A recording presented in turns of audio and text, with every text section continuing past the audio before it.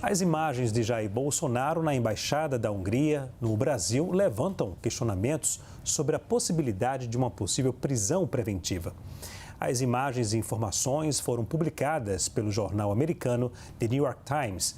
Segundo o jornal, o ex-presidente ficou na embaixada por 2 dias, acompanhado de 2 seguranças, do embaixador húngaro e membros da equipe. Bolsonaro, que é alvo de investigações, não poderia ser preso em uma embaixada estrangeira, porque o local é legalmente fora do alcance das autoridades nacionais. Vamos ao debate. Caio, qual a intenção de Jair Bolsonaro?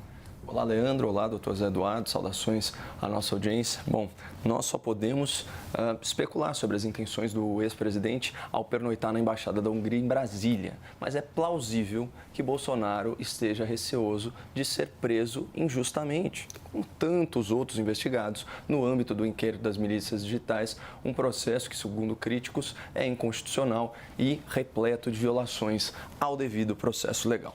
Para ficar em um exemplo recente, vejamos o que foi revelado pela Veja, agora, dia 21 de março, a partir de áudios privados obtidos com exclusividade pela revista. Aspas, Mauro Cid, o ex-ajudante de ordens do Jair Bolsonaro, o principal delator da suposta trama golpista, tem dito a pessoas próximas que suas declarações foram distorcidas, certas informações tiradas de contexto e outras convenientemente omitidas pela Polícia Federal.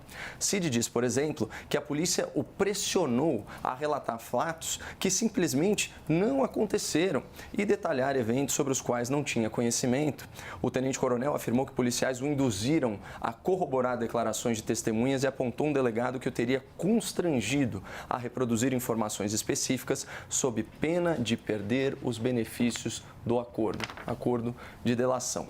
Em um dos trechos da mensagem de áudio, Mauro Cid afirma, aspas, eles, os policiais federais, queriam que eu falasse coisa que eu não sei, coisa que não aconteceu.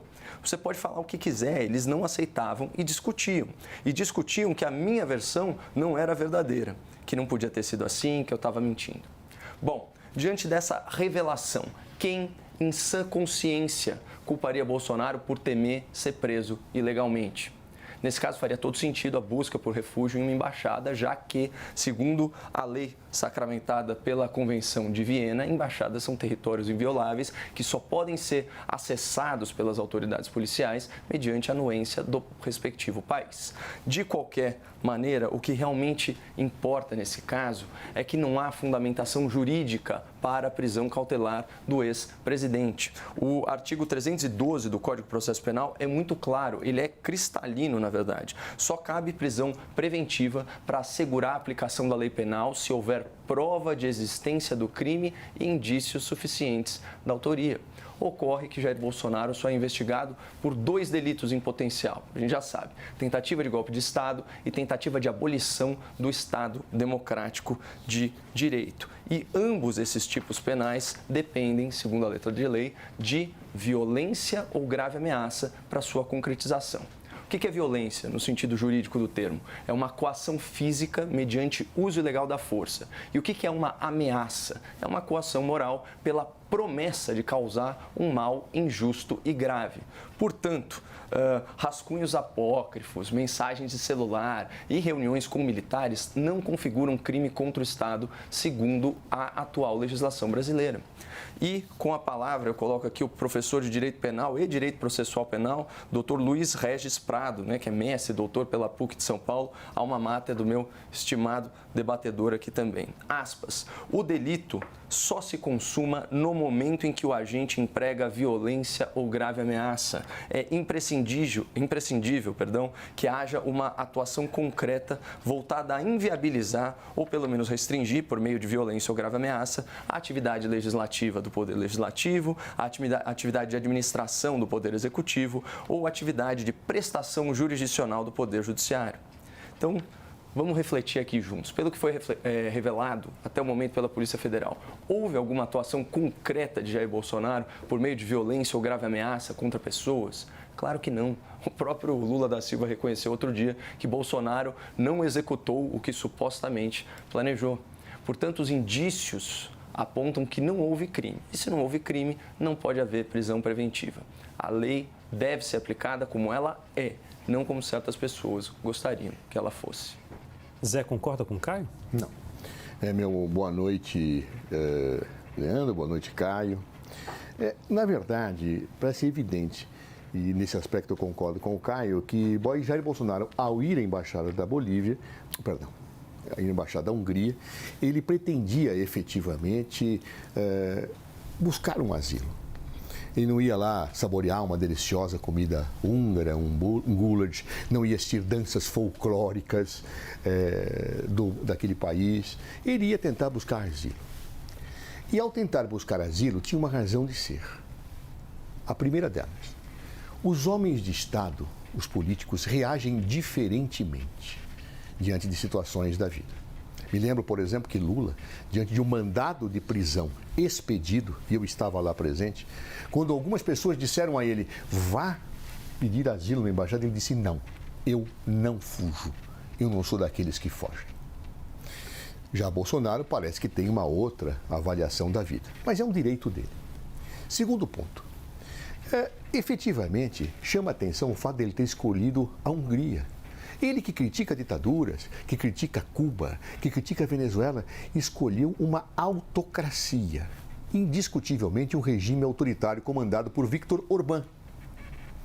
Ora, nota-se, portanto, que Bolsonaro e os bolsonaristas criticam Cuba e Venezuela não por serem ditaduras, mas por serem ditaduras de esquerda, porque ele recebe presente da Arábia Saudita, uma autocracia, e quer fugir para o colo e para o abraço do seu amigo Viktor Orbán, um autocrata de direita.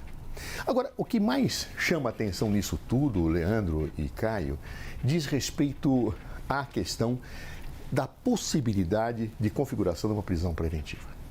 Os crimes que foram mencionados pelo Caio, de destruição do Estado de Direito, de golpe de Estado, eles se qualificam, eles se tipificam pela tentativa. No caso, ao chamar os comandantes militares para efetivamente mobilizá-los para uma ação absolutamente inaceitável em face da Constituição, ele está o quê? Ameaçando o Estado de Direito, ameaçando que um novo governo não possa exercer suas funções. A tentativa está configurada. Mas isso a Procuradoria-Geral da República vai definir, o Supremo vai julgar. A grande verdade é que, com base nesta visão, o Supremo Tribunal Federal decretou medidas que claramente atingiram Jair Bolsonaro, dentre as quais recolher o seu passaporte. O que faz Jair Bolsonaro? Diante da impossibilidade de poder deixar o país legalmente, ele vai bater as portas da Embaixada da Hungria. Não para efetivamente ir lá comer uma boa comida húngara, mas passar 2 noites lá com o temor de que pudesse ser preso, porque ele não poderia ser preso na Embaixada da Hungria. Ele tentava escapar das garras da justiça brasileira e da lei que, obviamente, autorizaria aquela decisão. Isto, indiscutivelmente, já todos os especialistas em direito penal estão falando, configura a hipótese, sim, de prisão preventiva. Se o ministro Alexandre de Moraes vai dar a prisão, se não vai dar a prisão, isso é uma decisão do ministro. Mas que efetivamente, diante deste quadro que está posto, da configuração delituosa em investigação ainda, da possibilidade de ter uma denúncia, da apreensão do seu passaporte e ir para a Embaixada da Hungria, efetivamente nós estamos aí diante de uma clara situação de furtar-se a aplicação da lei brasileira. Hipótese típica de prisão preventiva. Na embaixada ele não seria preso. Há pouco até me confundia a Hungria com Bolívia, porque me lembrava daquele senador boliviano que ficou na embaixada brasileira durante anos, acho que 2 anos, se não me falha a memória, até sair da embaixada e fugir para o Brasil, sem que o governo boliviano pudesse prendê-lo. Isto é característico, o Bolsonaro sabe disto, e por isso ele queria ficar na casa, abre aspas, do seu amigo Viktor Orbán, que o elogia, que o chama de patriota, aquele ditador húngaro, para que efetivamente pudesse, na eventual possibilidade de prisão, evadir-se. Os homens públicos e as mulheres que atuam na vida pública agem diferentemente, sim. Alguns reagem, enfrentam e provam a sua inocência. Outros fogem. Assim é a vida. Caio, a visita pode motivar um pedido de prisão preventiva ou a medida é extrema? É óbvio que não. Só complementando aqui todo o arcabouço legal sobre a matéria, aqui eu já explanei para o nosso telespectador, a gente pode pegar, se combinado com o artigo 312 do Código de Processo Penal, a gente pode citar também o parágrafo 2º. Não será admitida a decretação de prisão preventiva como decorrência imediata de investigação criminal, que é o que existe até o momento. E não só isso, a prisão preventiva, aqui já estou no 314, em nenhum caso será decretada quando o agente pratica fato no exercício regular de direito. Até o que eu saiba, né, não há uma lei proibindo que um antigo chefe de Estado visite uma embaixada, seja qual for a sua intenção. Como eu disse, é tudo matéria de especulação, embora seja plausível, como eu bem coloquei, que ele tenha receio de ser preso ilegalmente. E por que ilegalmente? E aqui, de novo, vou ter que aborrecer o nosso telespectador com os tipos penais pelos quais Jair Bolsonaro está sendo investigado. Vamos lá. Abolição violenta do Estado Democrático de Direito, artigo 359-L do Código Penal. Tentar, com emprego de violência ou grave ameaça, abolir o Estado Democrático de Direito, impedindo ou restringindo o exercício dos poderes constitucionais. Nada disso aconteceu. Outro delito, golpe de Estado, artigo 359-M, tentar depor por meio de violência ou grave ameaça o governo legitimamente constituído, certo?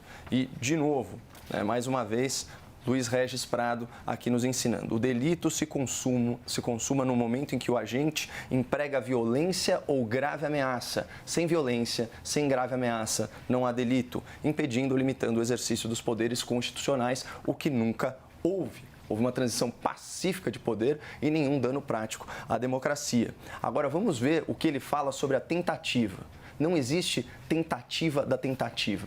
Quando a gente está falando do iter criminis, do processo pelo qual a atividade criminosa se executa, a gente tem um momento de cogitação, de ideação, talvez de planejamento, certo? Aí você tem os atos preparatórios daquele crime e aí finalmente você tem a execução. A tentativa é simplesmente uma execução frustrada. O que ensina o professor especializado no assunto? A tentativa não se afigura como possível. Isso no quê? No crime de tentativa de abolição do Estado de Direito e no crime de tentativa de golpe de Estado.